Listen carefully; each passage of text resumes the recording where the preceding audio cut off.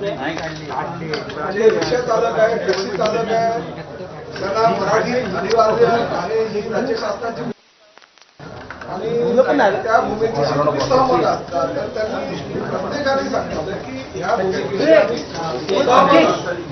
परंतु काही आमच्या मागण्या होत्या, काही जे मंडळी आहेत त्यांनी मराठी जुजबी म्हणजे कशा प्रकारे मराठी तुम्हाला अपेक्षित आहे ते विचारलं. तुम्ही त्यांना सांगितलं की जो नियमामध्ये शब्द प्रयोग आहे की जुजबी आली म्हणजे प्रवासी मागे बसल्यानंतर त्याला कुठे जायचं आहे, काय सेवा हवी आहे, त्याला पैसे किती झाले, ह्या ज्या जुजबी गोष्टी असतात त्या रिक्षा चालकाला किंवा टॅक्सी चालकाला किंवा आता भविष्यामध्ये तर आम्ही ओला, उबेर, रॅपिडो प्रवासी ज्या गाड्या आहेत त्यांचा पण समावेश यामध्ये करणार आहोत. तर काही लोकांनी 6 महिन्याची मुदत मागितली, काही लोकांनी 1 वर्षाची मुदत मागितली, काही लोकांनी 3 महिन्याची मुदत मागितली. वेगवेगळ्या संघटना होत्या आणि वेगवेगळ्या संघटनांच्या माध्यमातून आता चर्चा झाली, सकारात्मक चर्चा झाली. मला अभिमान ह्या गोष्टीचा आहे की परिवहन मंत्री म्हणून प्रताप सरनाईकनी ही भूमिका घेतलेली आहे की महाराष्ट्रामध्ये जर तुम्हाला व्यवसाय करायचा असेल, तुम्हाला जर रिक्षा टॅक्सी चालवायची असेल तर तुम्हाला मराठी अनिवार्य आहे, मराठी येणं बंधनकारक आहे, जुजबी मराठी तुम्हाला यायलाच हवं.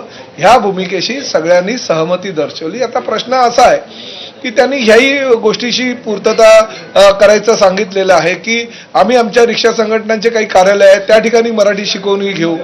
शशांक रावांनी सांगितलं जवळजवळ आमचे काही गोरेगावचं एक आमचं कार्यालय त्या ठिकाणी 70 ते 80 एका वेळेस रिक्षा चालक बसू शकतील, टॅक्सी चालक बसू शकतील, आम्ही त्यांच्यासाठी ट्युशन्स घेऊ. काही लोकांनी सांगितलं आम्ही आमच्या कार्यालयामध्ये घेऊ, काही लोकांनी सांगितलं आम्ही हॉल त्यासाठी भाड्यानं घेऊ. म्हणजे हाजी अराफत शेख किंवा बाकीचे जे काही हे नेते मंडळी आलेले प्रत्येकाने प्रत्येकाची भूमिका स्पष्ट केली आणि भूमिका स्पष्ट करताना त्यांचं असं म्हणणं होतं की आमच्या रोजीरोटीवर कुठेही पाय आला नाही पाहिजे, रोजीरोटी कुठेही बंद झाली नाही पाहिजे आणि त्या पद्धतीची जर तुमची भूमिका असेल तर ते आम्हाला मान्य आहे.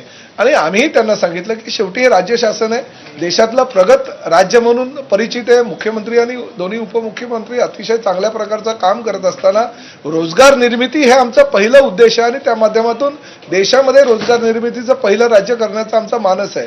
त्यामुळे ह्या कारणांमुळे तर आम्ही कुठल्याही परिस्थितीमध्ये कोणाचा रोजगार बुडणार नाही याची आम्ही दक्षता घेऊ.